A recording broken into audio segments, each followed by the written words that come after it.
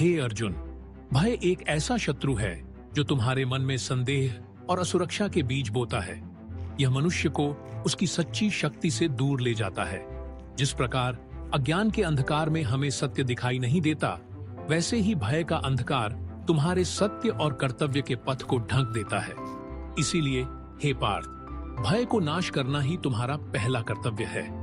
भय तब उत्पन्न होता है जब हम अपनी आत्मा को सीमित मानते हैं, जब हम अपने आप को केवल इस देह तक सीमित समझते हैं।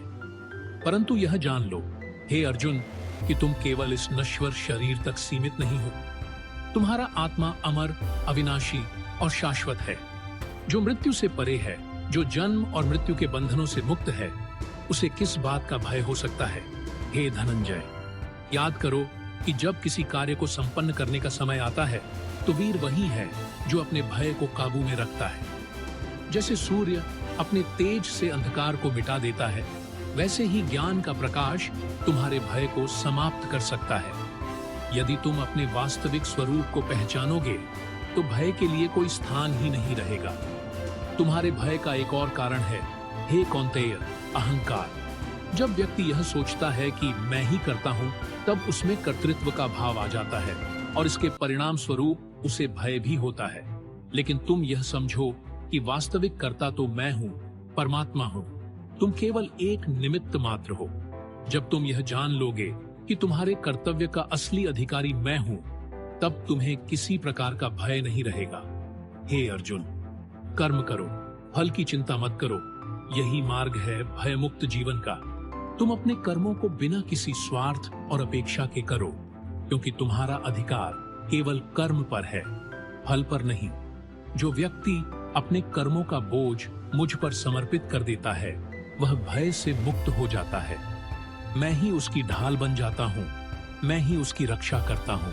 भय का एक और कारण है भविष्य की चिंता और असुरक्षा का भाव। परंतु हे अर्जुन, क्या तुमने कभी सोचा है कि इस सृष्टि का निर्माण, पालन और संहार मेरे अधीन है? जो आज है वह मैंने रचा है, और जो कल होगा वह भी मेरे ही अधीन होगा। इसलिए तुम क्यों चिंता करते हो?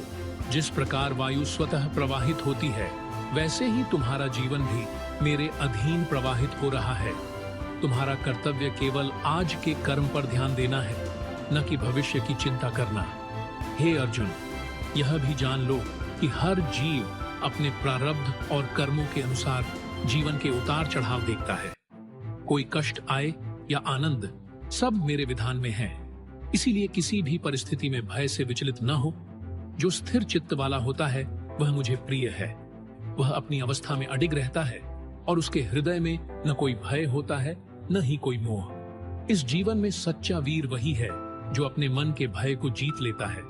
और यदि तुम मुझ पर विश्वास करोगे तो तुम्हें यह शक्ति स्वतः ही प्राप्त हो जाएगी। तुम्हारा मन स्थिर हो जाएगा और तुम बिना किसी भय के अपनी समस्त जिम्मेदारियां निभा सकोगे।